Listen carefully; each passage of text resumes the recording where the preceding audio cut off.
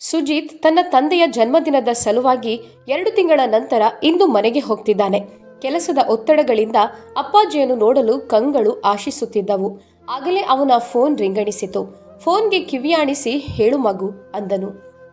ಆ ಕಡೆಯಿಂದ ಮಗ, ಅಪ್ಪ, ತಾತ, ನಂಗೆ ಗೊತ್ತಿದೆ ಮಗು, ಇಂದು ಅಪ್ಪಾಜಿಯ ಜನ್ಮದಿನ.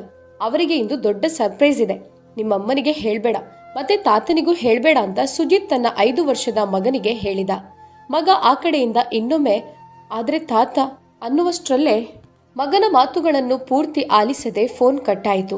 ಸುಜಿತ್ ತನ್ನ ತಂದೆಗಾಗಿ ಕಾಶ್ಮೀರಿ ಶಾಲ್, ಕೋಲಾಪುರಿ ಚಪ್ಪಲಿ, ರಾಬಡಿ, ಜಿಲೇಬಿ ಹಾಗೆ ತನ್ನ ತಂದೆಗೆ ಇಷ್ಟವಿರುವುದನ್ನೆಲ್ಲ ಪ್ಯಾಕ್ ಮಾಡಿಸಿಕೊಂಡ ಮತ್ತು ತಂದೆಯ ಕೋಣೆಗೆ ಒಂದು ಟಿವಿ ಕೂಡ ಖರೀದಿಸಿದ. ಅಪ್ಪಾಜಿಗೆ ಟಿವಿ ನೋಡೋದಂದ್ರೆ ತುಂಬಾ ಇಷ್ಟ. ಬಡತನ ಮತ್ತು ತನ್ನ ಆಸೆಗಳನ್ನು ಪೂರೈಸಲು ಅವರ ಇಷ್ಟವನ್ನು ಮನದ ಮೂಲೆಯಲ್ಲಿ ಬೀಗ ಹಾಕಿ ಜಡಿದಿಟ್ಟರು. ಸುಜಿತ್ ತನ್ನ ತಂದೆಯ ಎಲ್ಲಾ ಆಸೆಗಳನ್ನು ಪೂರೈಸಲು ನೋಡುತ್ತಿದ್ದ. ತನ್ನ ಉಜ್ವಲ ಭವಿಷ್ಯಕ್ಕಾಗಿ ತಂದೆ ತ್ಯಾಗ ಮಾಡಿದ ಪ್ರತಿಯೊಂದನ್ನು ಅವರಿಗೆ ಹಿಂದಿರುಗಿಸ ಬಯಸಿದನು. 2 ತಿಂಗಳ ನಂತರ ಇಂದು ಸುಜಿತ್ನನ್ನು ಈ ಸರ್ಪ್ರೈಸ್ಗಳೊಂದಿಗೆ ನೋಡಿ ಅಪ್ಪಾಜಿಗೆ ಎಷ್ಟು ಖುಷಿಯಾಗಬಹುದು. ಇದನ್ನು ಯೋಚಿಸಿ ಅವನ ಕಂಗಳಲ್ಲಿ ಆನಂದಾಶ್ರು ಪುಟಿಯಿತು. ಬಸ್ ಇಳಿದ ಸುಜಿತ್ ಒಂದು ಆಟೋ ರಿಕ್ಷಾದಲ್ಲಿ ತನ್ನ ಸಾಮಗ್ರಿಗಳನ್ನು ಇರಿಸಿದನು.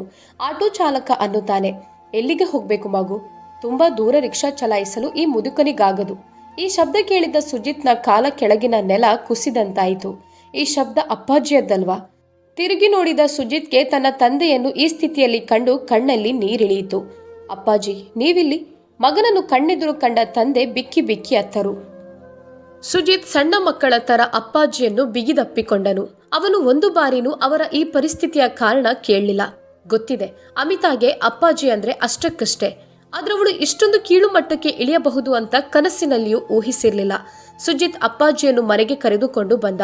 ಆಗ ಅಮಿತಾ ತನ್ನ ಸ್ನೇಹಿತೆಯರೊಂದಿಗೆ ಕಾರ್ಡ್ ಆಡುತ್ತಾ ಹೇಳಿದಳು, ಒಳ್ಳೆ ಕೆಲಸನೇ ಮಾಡಿದೆ.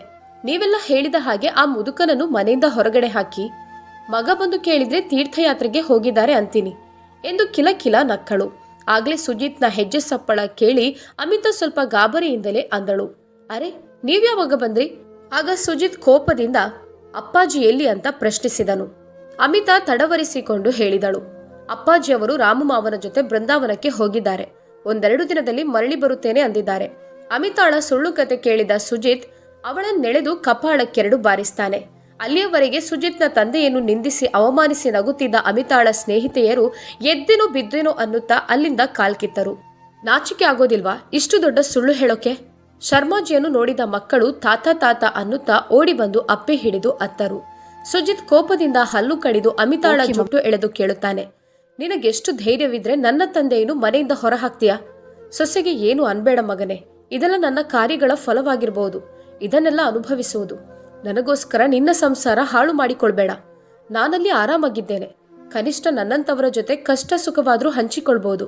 ಇಷ್ಟು ಹೇಳಿ ಶರ್ಮಾ ಅವರು ಅಲ್ಲಿಂದ ಹೊರಡಲು ತೊಡಗುತ್ತಾರೆ. ಆದರೆ ಸುಜಿತ್ ಶರ್ಮಾ ಅವರನ್ನು ತಡೆದು ಕಾಲಿಗೆ ಬಿದ್ದು ಅಳುತ್ತಾನೆ, ಅಪ್ಪಾಜಿ, ನನ್ನನ್ನು ಬಿಟ್ಟು ಹೋಗ್ಬೇಡಿ. ಅಮ್ಮನ ನಂತರ ನೀವು ಕೂಡ ನನ್ನನ್ನು ಅನಾಥನನ್ನಾಗಿ ಮಾಡಬಯಸ್ತೀರಾ? ಸುಜಿತ್ ಕೋಪದಿಂದ ಅಮಿತಾಳ ಕೈ ಹಿಡಿದು ಎಳೆದು ಬಾಗಿಲ ಹೊರಹಾಕಿ ಹೇಳಿದ, ಯಾರು ನನ್ನ ತಂದೆಯನ್ನು ಗೌರವಿಸುವುದಿಲ್ವೋ, ಅವರನ್ನು ನೋಡಿಕೊಳ್ಳೋದಿಲ್ವೋ ಅಂಥವರಿಗೆ ನನ್ನ ಮನೆಯಲ್ಲಿ ಜಾಗ ಇಲ್ಲ. ಇಷ್ಟು ಹೇಳಿ ಬಾಗಿಲು ದೊಪ್ಪನೆ ಮುಚ್ಚಿದನು. ಮಕ್ಕಳು ಇನ್ನೊಮ್ಮೆ ತಾತನನ್ನು ಅಪ್ಪಿಕೊಂಡರು. ತಾತ ಅವರನ್ನು ತಮ್ಮ ಕೋಣೆಗೆ ಕರೆದುಕೊಂಡು ಹೋಗಿ ಆಟ ಆಡಲು ಪ್ರಾರಂಭಿಸಿದ್ರು. ಸುಜಿತ್ ಹಾಲ್ನಲ್ಲಿದ್ದ ಸೋಫಾದಲ್ಲಿ ಕುಳಿತುಕೊಂಡ. ತನ್ನ ಪರ್ಸ್ನಿಂದ ಅಮ್ಮನ ಫೋಟೋ ತೆಗೆದು ಅದನ್ನು ನೋಡಿ ಅಳಲಾರಂಭಿಸಿದನು. ಅಮ್ಮ, ನನ್ನನ್ನು ಕ್ಷಮಿಸಿ. ನಾನಿದ್ದು ಕೂಡ ಅಪ್ಪಾಜಿಗೆ ಇಂತಹ ಪರಿಸ್ಥಿತಿ ಬಂತು ಅಂತ ಬಿಕ್ಕಿ ಬಿಕ್ಕಿ ಅತ್ತನು. ಸುಜಿತ್ನ ಪಾಲನೆ ಪೋಷಣೆ ಮಾಡಿದ್ದು ತಂದೆಯೇ. ಸುಜಿತ್ನ ತಾಯಿ ಅವನಿಗೆ ಜನ್ಮ ನೀಡಿ ಇಹಲೋಕ ತ್ಯಜಿಸಿದ್ದರು. ಶರ್ಮಾ ಅವರು ಸುಜಿತ್ಗೆ ಯಾವತ್ತೂ ತಾಯಿಯ ಕೊರತೆ ಬಾರದಂತೆ ಬೆಳೆಸಿದ್ದರು. ಬಾಲ್ಯದಲ್ಲಿ ಅವನನ್ನು ಸ್ನಾನ ಮಾಡಿಸುವುದು, ಬಟ್ಟೆ ಬರಗಳನ್ನು ಒಗೆಯುವುದು, ಶಿಕ್ಷಣವನ್ನು ಕೊಡಿಸಿ ನೋಡಿಕೊಂಡರು ಮತ್ತು ಯಶಸ್ಸಿನ ಮೆಟ್ಟಿಲುಗಳನ್ನು ಏರಲು ಅವನ ಪ್ರತಿ ಹೆಜ್ಜೆಯನ್ನು ಬೆಂಬಲಿಸಿದರು. ಒಂದು ಬಾರಿ ಶರ್ಮಾ ಅವರ ಸಹೋದರಿ ಬಂದು ಹೇಳಿದ್ರು, ಅಣ್ಣ, ಸುಜಿತ್ನನ್ನು ನನಗೆ ಕೊಡಿ, ನಾನವನನ್ನು ಬೆಳೆಸ್ತೇನೆ. ನಿಮ್ಗೆ ತಾಯಿಯ ಕೊರತೆ ನೀಗಿಸಲು ಎಂದಿಗೂ ಸಾಧ್ಯ ಇಲ್ಲ, ಅಥವಾ ಅವನನ್ನು ನೋಡಿಕೊಳ್ಳಲು ಕೆಲಸದವರನ್ನು ಇಟ್ಟುಕೊಳ್ಳಿ. ಆದರೆ ಶರ್ಮಾ ಅವರು ಸುಜಿತ್ನನ್ನು ತನ್ನ ಸಹೋದರಿಗೂ ನೀಡಲಿಲ್ಲ. ಅವನನ್ನು ನೋಡಿಕೊಳ್ಳಲು ಕೆಲಸದವರನ್ನು ನೇಮಿಸಲಿಲ್ಲ. ಖುದ್ದಾಗಿ ಅವರೇ ಅವನನ್ನು ಬೆಳೆಸಿದ್ರು. ಸುಜಿತ್ ವಿದ್ಯಾಭ್ಯಾಸ ಮುಗಿಸಿ ಸ್ವಂತ ಕಾಲಲ್ಲಿ ನಿಂತಾಗ ಶರ್ಮಾ ಅವರು ಒಂದೊಳ್ಳೆ ಹುಡುಗಿ ಹುಡುಕಿ ಅವನ ಮದುವೆ ಮಾಡಿಸಿದ್ರು. ಹುಡುಗಿ ನೋಡಲು ಚೆನ್ನಾಗಿದ್ದಳು. ಆದ್ರೆ ಅವರಿಗೇನು ಗೊತ್ತಿತ್ತು, ವರ್ಷ ಕಳೆಯುವುದರೊಳಗೆ ಅವಳು ತನ್ನ ಬಣ್ಣ ಬದಲಾಯಿಸುತ್ತಾಳೆಂದು. ಸುಜಿತ್ನ ಮದುವೆಯಾಗಿ 5 ವರ್ಷ ಕಳೆದಾಗ ಅಮಿತಾ 2 ಮಕ್ಕಳನ್ನು ಹೆತ್ತಳು. ಮಕ್ಕಳಿಬ್ಬರು ತಾತ ಅನ್ನುತ್ತಾ ಶರ್ಮಾರವರೊಂದಿಗೆ ಇರುತ್ತಿದ್ದವು. ಇದು ಅಮಿತಾಳಿಗೆ ಹಿಡಿಸ್ತಿರ್ಲಿಲ್ಲ. ಮಕ್ಕಳಿಗೆ ಏನು ಮಾಡಿದಳು ಯಾರಿಗೊತ್ತು. ಈಗ ಮಕ್ಕಳಿಬ್ಬರು ತಾತನನ್ನು ದ್ವೇಷಿಸತೊಡಗಿದರು. ಈವರೆಗಿನ ವಿಷಯ ಯೋಚಿಸುತ್ತಾ ಸುಜಿತ್ ಆಲೋಚನೆಯಲ್ಲಿ ಮುಳುಗಿದನು. ಅಪ್ಪಾಜಿ, ಎಲ್ಲಿ ಬಿದ್ದುಕೊಂಡಿದ್ದೀರಾ? ಯಾವಾಗ ಕರೆದ್ರೂ ಒಂದ್ಸಲನೂ ಕೇಳೋದಿಲ್ಲ. ಯಾಕೆ ಅಂತ ಅರ್ಥ ಆಗ್ತಿಲ್ಲ. ಯಾವಾಗ್ಲೂ ಮನೆಯಲ್ಲಿ ಅಲ್ಲಿ ಇಲ್ಲಿ ಅಲೆದಾಡ್ತಿರ್ತಾರೆ. ಅಡುಗೆಯ ಪರಿಮಳವಂತೂ ಅವರನ್ನು ಎಳೆದು ಅಡುಗೆ ಮನೆಯವರೆಗೂ ತರುತ್ತದೆ. ಇಲ್ಲದಿದ್ರೆ ಯಾಕೆ ತಿರುಗ್ತಿರ್ತಾರೆ ಅಡುಗೆ ಮನೆಯ ಹತ್ತಿರ? ಆದ್ರೆ ಅವಶ್ಯಕತೆ ಬಂದಾಗ ಮಾತ್ರ ಎಲ್ಲಿ ಕಾಣೆ ಆಗ್ತಾರೋ ಯಾರಿಗೊತ್ತು ಅಂತ ಅಮಿತಾ ಒಟಗುಟ್ಟುತ್ತಿದ್ದಳು. ಪಾತ್ರೆಯಲ್ಲಿ ಒಂದು ಸ್ವಲ್ಪ ಹಾಲಿತ್ತು. ಕೆಲಸದಾಕಿಯೊಂದಿಗೆ ಅವರಿಗೂ ಇದರಲ್ಲಿಯೇ ಸ್ವಲ್ಪ ಚಹಾವನ್ನು ಮಾಡುತ್ತೇನೆಂದು ಭಾವಿಸಿ ಅದರಲ್ಲಿಯೇ ಚಹಾ ಮಾಡಿದಳು. ಈ ಚಹಾವೇನಾದರೂ ವ್ಯರ್ಥವಾದ್ರೆ ನನಗಿಂತ ಕೆಟ್ಟವರು ಇನ್ಯಾರೂ ಇಲ್ಲ ಅವರಿಗೆ. ಮತ್ತೆ ಕೇಳಿಕೊಂಡು ಬರ್ಲಿ ಚಹಾ, ನಾನೇನು ಮಾಡಿಕೊಡೋದಿಲ್ಲ. ಅಪ್ಪಾಜಿ ಎಲ್ಲಿದ್ದೀರಾ? ಚಹಾ ತಣಿಯುತ್ತದೆ, ಬೇಕಿದ್ರೆ ಬಂದು ಕುಡಿಯಿರಿ. ನನಗಿನ್ನು ಬೇರೆ ಕೆಲಸವಿದೆ ಅಂತ ಅಮಿತಾ ತನ್ನ ಮಾವ ಶರ್ಮಾರವರಿಗೆ ಧ್ವನಿ ಎತ್ತಿ ಹೇಳಿದಳು. ಅದೊಂದು ಶನಿವಾರದ ದಿನವಾಗಿತ್ತು. ಮಕ್ಕಳಿಗೂ ಶಾಲೆ ರಜೆ ಇರೋದ್ರಿಂದ ಕೊನೆಯಲ್ಲಿ ಟಿವಿ ನೋಡ್ತಿದ್ರು. ಮೊಮ್ಮಕ್ಕಳ ಕೋಣೆಗೆ ಬಂದ ಶರ್ಮಾ ಅವರು ಹೇಳ್ತಾರೆ, ಬಂಟಿ, ಬಬ್ಲಿ, ಏನ್ ಮಾಡ್ತಿದ್ದೀರಾ? ನನ್ನ ಜೊತೆ ಬನ್ನಿ. ಉದ್ಯಾನವನದಲ್ಲಿ ತಂಪಾದ ಗಾಳಿ ಬೀಸ್ತಿದೆ. ಎಷ್ಟೊಂದು ಹೊಸ ಹೊಸ ಹೂವುಗಳು ಅರಳಿದೆ ನೋಡಿ. ನಾನು ನಿಮ್ಗೆ ಅದರ ಬಗ್ಗೆ ಹೇಳುತ್ತೇನೆ. ಮಕ್ಕಳು ಕೋಪದಲ್ಲಿ ಹೇಳಿದ್ರು. ನಾವು ನಿಮ್ಮೊಂದಿಗೆ ಉದ್ಯಾನವನಕ್ಕೆ ಬರೋದಿಲ್ಲ. ಎಷ್ಟು ಬಾರಿ ಹೇಳಿದ್ದೇವೆ ನಾವು ಆಟ ಆಡುವಾಗ ಅಥವಾ ಟಿವಿ ನೋಡುವಾಗ ನಮ್ಗೆ ತೊಂದರೆ ನೀಡಬೇಡಿ ಅಂತ. ನೀವ್ ಯಾಕೆ ನಿಮ್ಮ ಕೋಣೆಯಲ್ಲಿ ಕೂರೋದಿಲ್ಲ? ಪ್ರತಿಯೊಂದು ನಿಮಿಷನೂ ನಮ್ಗೆ ತೊಂದರೆ ಮಾಡ್ತಿದ್ದೀರಿ. ಅಮ್ಮ ನೋಡಿಲ್ಲಿ, ತಾತ ನಮ್ಗೆ ತೊಂದರೆ ನೀಡ್ತಿದ್ದಾರೆ. ಬಂಟಿ ಮತ್ತು ಬಬ್ಲಿ ತಾಯಿಯಲ್ಲಿ ತಮ್ಮ ತಾತನ ದೂರನ್ನು ಹೇಳಿದರು. ಅನಿತಾ ಕೈಯಲ್ಲಿ ಮೊಬೈಲ್ ಫೋನ್ ಹಿಡಿದುಕೊಂಡು ಬಂದು ಹೇಳಿದಳು, ಏನ್ ವಿಷಯ ಅಪ್ಪಾಜಿ? ನೀವೊಂದು ಕಡೆ ಸುಮ್ಮನೆ ಕೂರೋದಿಲ್ಲ ಯಾಕೆ? ಇಷ್ಟೊತ್ತು ನಾನು ನಿಮ್ಮನ್ನು ಚಹಾ ಕುಡಿಯಲು ಕರೀತಿದ್ದೆ. ಆದ್ರೆ ನೀವು ಮಕ್ಕಳ ಕೋಣೆಯಲ್ಲಿ ಏನ್ ಮಾಡ್ತಿದ್ದೀರಾ? ನಾನು ಯಾವಾಗ್ಲೂ ನೋಡ್ತಿರ್ತೇನೆ. ನೀವು ಮಕ್ಕಳು ಟಿವಿ ನೋಡುವಾಗ ಅವರಿಗೆ ತೊಂದರೆ ಯಾಕೆ ಮಾಡ್ತೀರಿ? ಅವರು ನಿಮ್ಮೊಂದಿಗೆ ಗಿಲ್ಲಿ ದಾಂಡು ಆಡಿ ಮುದುಕರ ಕತೆಗಳನ್ನು ಕೇಳ್ತಾರೆ ಅಂದುಕೊಂಡಿದ್ದೀರಾ? ನಿಮ್ಗೆ ಕಾಲಹರಣ ಮಾಡ್ಬೇಕಾದ್ರೆ ನೀವ್ ಯಾಕೆ ಮನೆಯಿಂದ ಹೊರಗೆ ಹೋಗ್ಬಾರ್ದು? ಮೊದಲಾಗಿ ಮನೆ ಕೆಲಸ ಯಾವತ್ತೂ ಮುಗಿಯೋದಿಲ್ಲ. ಸಂಜೆಯಾಗುತ್ತಲೇ ನೀವು ತೊಂದರೆ ಮಾಡಲು ಶುರು ಮಾಡ್ತೀರಿ. ನಾನು ನನ್ನ ತಾಯಿಯೊಂದಿಗೆ ಮಾತನಾಡುತ್ತಿದ್ದೇನೆ ಎಂದು ನಿಮ್ಗೆ ಗೊತ್ತಿದೆ. ಆದ್ದರಿಂದಲೇ ನೀವು ನನ್ನ ತಾಯಿಯೊಂದಿಗೆ ಮಾತನಾಡಲು ಬಿಡದಂತೆ ಮಕ್ಕಳನ್ನು ಉದ್ದೇಶಪೂರ್ವಕವಾಗಿ ತೊಂದರೆಗೊಳಿಸ್ತೀರಿ. ನಿಮ್ಗೆ ಏನ್ ಬೇಕು?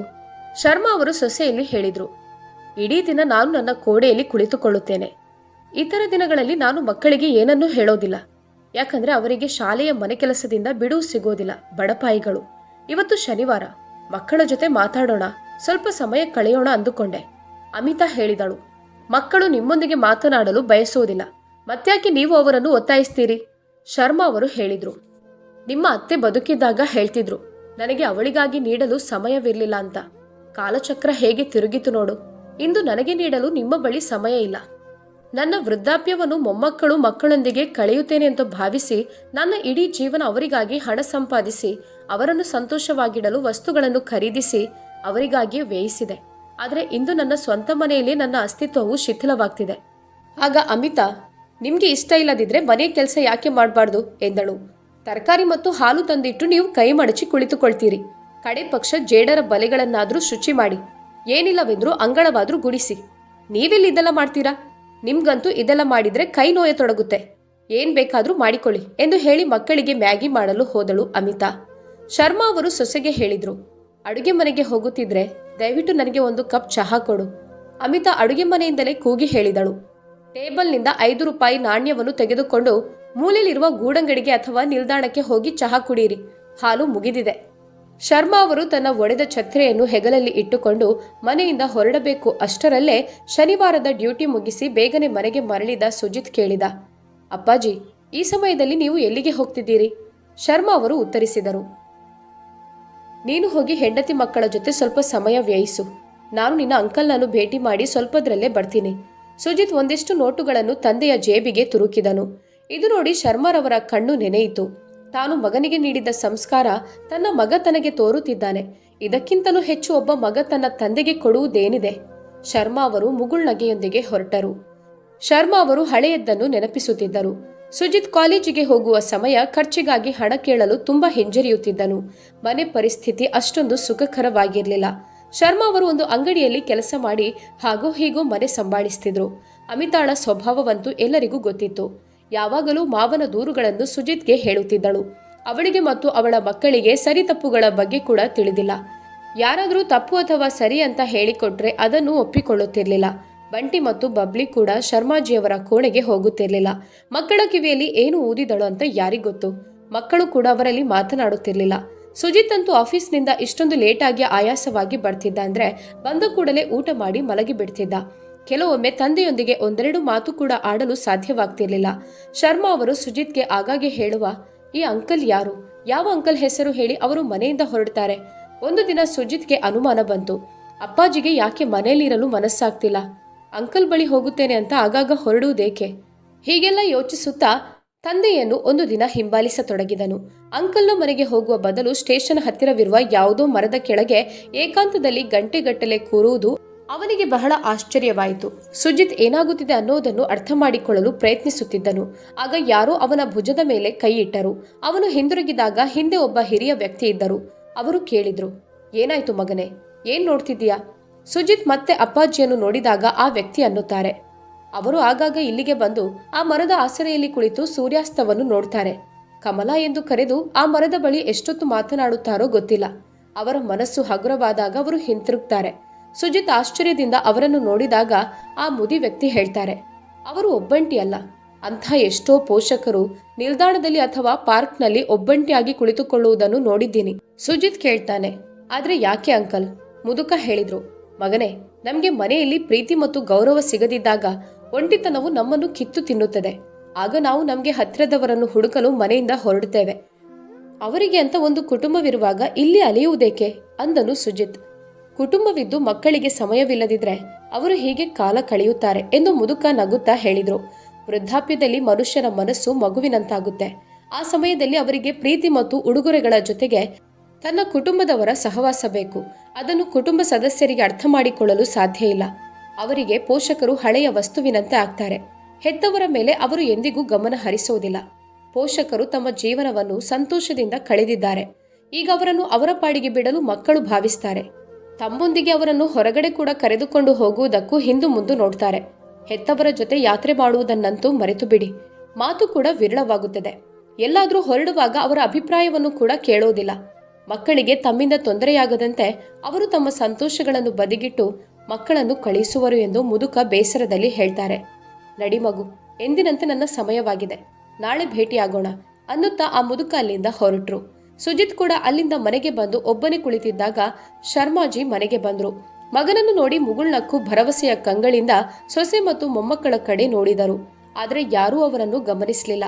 ಮಕ್ಕಳು ಆಟವಾಡಿಕೊಂಡು ಟಿವಿ ನೋಡುತ್ತಿದ್ದರೆ ಅಮಿತಾ ಫೋನ್ನಲ್ಲಿ ತನ್ನ ತಾಯಿಯೊಂದಿಗೆ ಅಲ್ಲಿನ ವಿಷಯ ಮಾತನಾಡುತ್ತಿದ್ದಳು. ಶರ್ಮಾಜಿಯನ್ನು ಯಾರೂ ಲೆಕ್ಕಿಸಲೇ ಇಲ್ಲ. ನಿಜ ಹೇಳ್ಬೇಕಂದ್ರೆ ಆ ಮನೆಯಲ್ಲಿ ಅವರಿಗೆ ಅಸ್ತಿತ್ವವೇ ಇರಲಿಲ್ಲ. ಮನೆಯಲ್ಲಿ ಸೊಸೆ ಮೊಮ್ಮಕ್ಕಳು ಇದ್ದರೂ ಅವರನ್ನು ನೋಡಿದ ಮೇಲೂ ಕಡೆಗಣಿಸುತ್ತಿದ್ದರು. ಇದನ್ನು ನೋಡಿದ ಸುಜಿತ್ಗೆ ತುಂಬಾ ಬೇಸರವಾಯಿತು. ಮನಸ್ಸಿನಲ್ಲಿ ಏನೋ ಯೋಚಿಸಿ ಈಗ ತಾನು ಯಾರೊಂದಿಗೂ ಮಾತನಾಡುವುದಿಲ್ಲ ಎಂದು ನಿರ್ಧರಿಸಿದನು. ಆ ದಿನದಿಂದ ಅವನು ತನ್ನ ಮಕ್ಕಳು ಮತ್ತು ಹೆಂಡತಿಯೊಂದಿಗೆ ಮಾತನಾಡುವುದನ್ನು ನಿಲ್ಲಿಸಿದನು ಮತ್ತು ಒಂದು ಅಂತರವನ್ನು ಕಾಯ್ದುಕೊಂಡನು. ಕೆಲಸಕ್ಕೆ ಹೋಗಿ ಹಿಂತಿರುಗಿ ಬಂದು ತನ್ನ ಕೋಣೆಯಲ್ಲಿ ಕೆಲಸವಿದೆ ಎಂದು ಕುಳಿತುಕೊಳ್ಳುತ್ತಾನೆ. ಮಕ್ಕಳು ಮತ್ತು ಹೆಂಡತಿ ಮಾತನಾಡಲು ಪ್ರಯತ್ನಿಸಿದಾಗಲೂ ಅವನು ಯಾವುದೇ ರೀತಿಯಲ್ಲಿಯೂ ಅವರೊಂದಿಗೆ ಮಾತನಾಡಲಿಲ್ಲ. ಹೀಗೆ 3-4 ದಿನಗಳು ಹೀಗೆ ಕಳೆಯಿತು. ಮಕ್ಕಳು ಮತ್ತು ಹೆಂಡತಿ ಬಂದು ಅವನ ಮುಂದೆ ನಿಂತು ಅವನ ಈ ವರ್ತನೆಗೆ ಕಾರಣವನ್ನು ಕೇಳಲು ಪ್ರಾರಂಭಿಸಿದ್ರು. ಸುಜಿತ್ ತನ್ನ ಮಕ್ಕಳನ್ನು ಪ್ರೀತಿಯಿಂದ ತನ್ನ ಬಳಿ ಕೂರಿಸಿ ಹೇಳ್ತಾನೆ, ಬಂಟಿ, ಬಬ್ಲಿ, ನಾನು 3-4 ದಿನಗಳು ನಿಮ್ಮೊಂದಿಗೆ ಮಾತನಾಡದಿದ್ದಾಗ ನಿಮ್ಗೆ ಎಷ್ಟು ಬೇಸರ ಆಯಿತು? ಸ್ವಲ್ಪ ಯೋಚಿಸಿ. ತಾತ ನಿಮ್ಮೊಂದಿಗೆ ವಾಸಿಸುತ್ತಿದ್ದಾರೆ, ಆದರೆ ನೀವು ಅವರೊಂದಿಗೆ ಮಾತನಾಡೋದಿಲ್ಲ, ಅವರನ್ನು ಕಡೆಗಣಿಸ್ತಿದ್ದೀರಾ. ಆಗ ಅವರಿಗೆ ಹೀಗೆ ಆಗಿರ್ಬೋದಲ್ವಾ ಅಂತ ಕೇಳ್ತಾನೆ. ಮಕ್ಕಳು ಅಮ್ಮನ ಕಡೆ ನೋಡತೊಡಗಿದರು.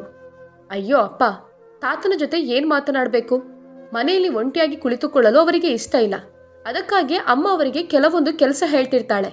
ಆದ್ರೆ ಅವರು ನನ್ನಿಂದಾಗದು ಅನ್ನುತ್ತಾರೆ. ನೀವು ತಾತನನ್ನು ಅವರ ಹಳ್ಳಿಗೆ ವಾಪಸ್ ಕಳಿಸೋದಿಲ್ಲ ಯಾಕೆ? ಸುಜಿತ್ ಅನ್ನುತ್ತಾನೆ. ಸರಿ ಮಗು, ಹಾಗಾದ್ರೆ ನಾನು ಕೂಡ ಹೋಗಿ ಅವರೊಂದಿಗೆ ಹಳ್ಳಿಯಲ್ಲಿ ವಾಸಿಸುತ್ತೇನೆ. ಅವರು ನನ್ನ ತಂದೆ, ನಾನು ಅವರನ್ನು ನೋಡಿಕೊಳ್ಬೇಕು. ಬೇಡ, ಹಾಗಿದ್ರೆ ತಾತನನ್ನು ಇಲ್ಲೇ ಇರಿಸಿಕೊಳ್ಳೋಣ. ಅಮ್ಮ, ನೀವು ತಾತನನ್ನು ನೋಡಿಕೊಳ್ಳಿ. ಇಲ್ಲದಿದ್ರೆ ನೀವೆಲ್ಲರೂ ವಯಸ್ಸಾದಾಗ ನಾನು ಈ ರೀತಿ ಮಾಡಿದ್ರೆ ನಿಮ್ಗೆ ಹೇಗನ್ನಿಸ್ಬಹುದು ಅಂದರು ಮಕ್ಕಳು. ಅಮಿತಾಳಿಗೆ ಇದ್ಯಾವುದೂ ತಲೆಗೆ ಹೊಕ್ಕಲಿಲ್ಲ. ಸುಜಿತ್ನನ್ನು ಕಂಪನಿ ಕಡೆಯಿಂದ 2 ತಿಂಗಳುಗಳ ಅವಧಿಗೆ ವಿದೇಶಕ್ಕೆ ಕಳುಹಿಸಿದ್ರು. ಹೋಗುವುದು ಅನಿವಾರ್ಯವಾಗಿತ್ತು, ಇಲ್ಲದಿದ್ರೆ ಹೋಗುತ್ತಿರಲಿಲ್ಲ. ಸುಜಿತ್ ಹೋದ 10 ದಿನಗಳ ನಂತರ ಶರ್ಮಾಜಿಯ ಒಂದು ಸಣ್ಣ ತಪ್ಪಿಗಾಗಿ ಅವರನ್ನು ಮನೆಯಿಂದ ಹೊರದಬ್ಬಲಾಯಿತು. ಮಗ ಹಿಂತಿರುಗಿ ಬರುವಾಗ ದರಿದ್ರ ಹಿಂತಿರುಗಿ ಬನ್ನಿ, ಅಲ್ಲಿಯವರೆಗೆ ನಿಮ್ಮ ಭಾರವನ್ನು ನಾನು ಹೊರಲಾರೆ ಅಂದಳು ಅಮಿತಾ. ಸೊಸೆಯ ಮಾತಿನಿಂದ ಶರ್ಮಾಜಿಯ ಕಣ್ಣಲ್ಲಿ ನೀರು ತುಂಬಿತ್ತು ಮತ್ತು ಕಣ್ಣೀರಿನ ಕಣ್ಣುಗಳೊಂದಿಗೆ ಅಲ್ಲಿಂದ ಹೊರಟು ಹೋದ್ರು. ಯಾರೋ ಅವರ ಮೇಲೆ ಕರುಣೆ ತೋರಿಸಿ ರಿಕ್ಷಾ ಚಾಲಕನ ಕೆಲಸ ನೀಡಿದ್ರು. ಪ್ರತಿದಿನ ಬೆಳಗ್ಗೆಯಿಂದ ಸಂಜೆಯವರೆಗೆ ರಿಕ್ಷಾದ ಹೊರೆಯನ್ನು ಹೊತ್ತುಕೊಂಡು ಸಂಜೆ ಸುಸ್ತಾಗಿ ಅದೇ ರಿಕ್ಷಾದಲ್ಲಿ ಮಲಗುತ್ತಿದ್ದರು. ಆದರೆ ಸುಜಿತ್ ಗೆಲ್ಲಿ ಗೊತ್ತಿತ್ತು, ಅವನ ಜನ್ಮದಾತ ರಸ್ತೆಯಲ್ಲಿ ರಿಕ್ಷಾ ಚಲಾಯಿಸುತ್ತಾ ನೋಡಸಿಗುತ್ತಾರೆಂದು. ಮಕ್ಕಳು ತಮ್ಮ ತಂದೆ ತಾಯಿಯ ಭಾರವನ್ನು ಹೊರಬೇಕಾದ ವಯಸ್ಸಿನಲ್ಲಿ ತನ್ನ ತಂದೆ ಇತರರ ಹೊರೆಯನ್ನು ಹೊರುತ್ತಿದ್ದರು. ಅದು ಅಮಿತಾಳಿಂದಾಗಿ. ಇದನ್ನು ಯೋಚಿಸುವಾಗ ಅವನ ಕಣ್ಣುಗಳಲ್ಲಿ ಕಣ್ಣೀರು ತುಂಬಿದವು. ಯಾವಾಗ ನಿದ್ದೆ ಬಂತೋ ತಿಳಿಯಲಿಲ್ಲ. ಇಡೀ ರಾತ್ರಿ ಹಾಲ್ನ ಸೋಫಾದಲ್ಲಿ ಮಲಗಿದ್ದನು ಸುಜಿತ್. ಶರ್ಮಾಜಿ ಬೆಳಗ್ಗೆ ತನ್ನ ಕೋಣೆಯಿಂದ ಹೊರಬಂದಾಗ ಸೋಫಾದಲ್ಲಿ ಮಲಗಿದ್ದ ಮಗನ ತಲೆಯ ಮೇಲೆ ಕೈಯಿಟ್ಟು ಆಶೀರ್ವದಿಸಿದರು. ವಾಕಿಂಗ್ಗೆ ತೆರಳಲು ಬಾಗಿಲು ತೆರೆದಾಗ ಅಮಿತಾ ಬಾಗಿಲಲ್ಲಿ ಕುಳಿತು ಅಳುತ್ತಿರುವುದನ್ನು ನೋಡಿದರು. ಬಹುಶಃ ಅವಳು ಇಡೀ ರಾತ್ರಿ ಬಾಗಿಲಲ್ಲಿಯೇ ಕುಳಿತುಕೊಂಡಿದ್ದಳು. ಶರ್ಮಾಜಿಯನ್ನು ನೋಡಿ ಅಮಿತಾ ಅವರ ಪಾದಗಳನ್ನು ಹಿಡಿದು ಬೇಡಿಕೊಂಡಳು. ಪಿತೃ ಸಮಾನ ಮಾವನನ್ನು ಅವಮಾನಿಸಿದ್ದಕ್ಕಾಗಿ ನನ್ನನ್ನು ಕ್ಷಮಿಸಿ. ದೇವರು ನನಗೆ ನರಕದಲ್ಲಿಯೂ ಜಾಗ ನೀಡೋದಿಲ್ಲ. ನಿಮ್ಗೆ ಗೊತ್ತು ತಾನೆ, ಅಣ್ಣ ಮತ್ತು ಅತ್ತಿಗೆ ವಿದೇಶಕ್ಕೆ ಹೋಗಿದ್ದಾರೆ. ತಂದೆ ತಾಯಿ ನನ್ನನ್ನು ತೊರೆದು ಬಹಳ ದಿನವಾಗಿದೆ. ನಾನು ಹೋಗೋದಾದ್ರೂ ಎಲ್ಲಿಗೆ ಎಂದು ಕಣ್ಣೀರಿಟ್ಟಳು. ಶರ್ಮಾಜಿಗೆ ತನ್ನ ಸೊಸೆಯ ಬಗ್ಗೆ ಕರುಣೆ ಮೂಡಿತು ಮತ್ತು ಅವಳನ್ನು ಕ್ಷಮಿಸಿ ಒಳಗೆ ಹೋಗಲು ಹೇಳಿದರು. ಆದರೆ ಸುಜಿತ್ ಕೋಪದಿಂದ ಹೇಳಿದ, ಇಲ್ಲ ಅಪ್ಪಾಜಿ, ನೀವು ಅವಳನ್ನು ಕ್ಷಮಿಸಬೇಡಿ. ನನ್ನ ಮನೆಯಲ್ಲಿ ಇವಳಿಗೆ ಮತ್ತೆ ಜಾಗ ನೀಡೋದಿಲ್ಲ. ನೀವು ಕ್ಷಮಿಸಿದ್ರೆ ಅವಳು ಮತ್ತೆ ಅದೇ ರೀತಿ ವರ್ತಿಸ್ತಾಳೆ, ಎಂದಿಗೂ ಸುಧಾರಿಸೋದಿಲ್ಲ ಎಂದು ಹೇಳಿ ಸುಜಿತ್ ಅಮಿತಾಳನ್ನು ಮನೆಯಿಂದ ಹೊರದಬ್ಬಲು ಪ್ರಾರಂಭಿಸಿದ. ಆಗ ಶರ್ಮಾಜಿ ತನ್ನ ಮಗನ ಕೆನ್ನೆಗೆ ಹೊಡೆದು, ಈ ಮನೆಯಲ್ಲಿ ನಾನು ದೊಡ್ಡವನು. ಈ ಮನೆಯ ನಿರ್ಧಾರಗಳನ್ನು ತೆಗೆದುಕೊಳ್ಳುವ ಹಕ್ಕು ನನಗಿದೆ. ನನ್ನ ತೀರ್ಮಾನದ ನಡುವೆ ಹೇಳಲು ನೀನು ಬೆಳೆದಿಲ್ಲ.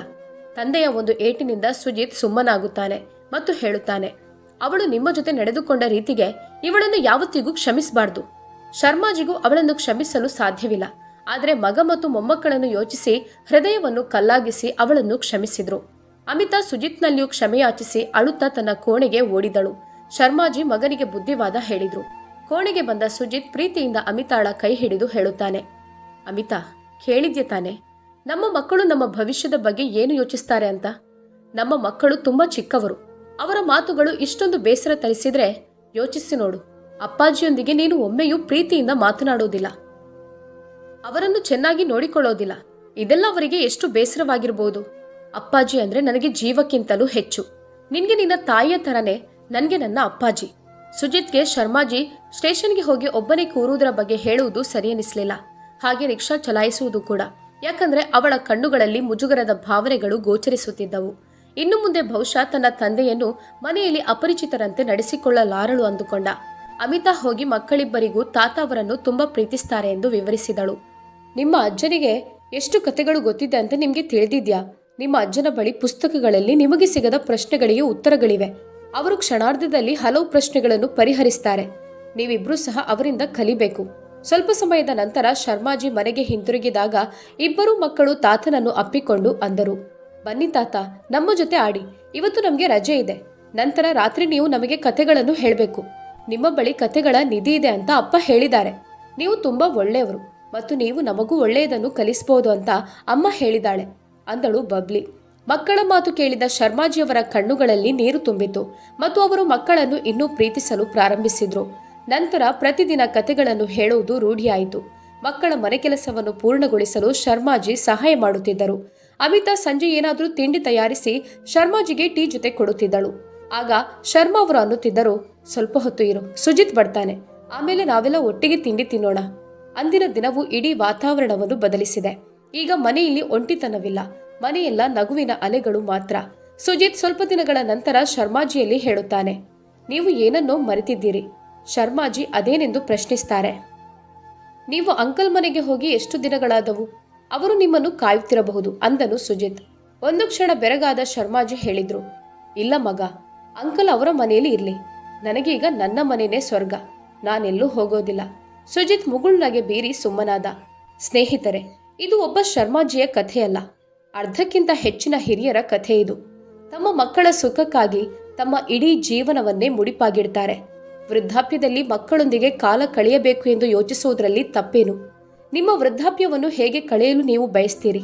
ಹೀಗಲ್ಲದಿದ್ರೆ ನಿಮ್ಮ ಬಿಡುವಿಲ್ಲದ ದಿನಚರಿಯಲ್ಲಿ ನಿಮ್ಮ ಪ್ರೀತಿ ಪಾತ್ರರಿಗಾಗಿ ಸ್ವಲ್ಪ ಸಮಯವನ್ನು ಮೀಸಲಿಟ್ಟರೆ ರೈಲ್ವೆ ನಿಲ್ದಾಣ ಅಥವಾ ಬಸ್ ನಿಲ್ದಾಣದಲ್ಲಿ ಯಾವುದೇ ವಯಸ್ಸಾದವರು ಒಬ್ಬಂಟಿಯಾಗಿ ಕಾಣುವುದಿಲ್ಲ. ಈ ಕಥೆ ನಿಮಗೆ ಇಷ್ಟ ಆಗಿದ್ದಲ್ಲಿ ಲೈಕ್ ಮಾಡಲು ಮರೆಯದಿರಿ. ಹಾಗೆಯೇ ಕಾಮೆಂಟ್ ಮಾಡಿ, ಶೇರ್ ಮಾಡಿ. ಧನ್ಯವಾದಗಳು.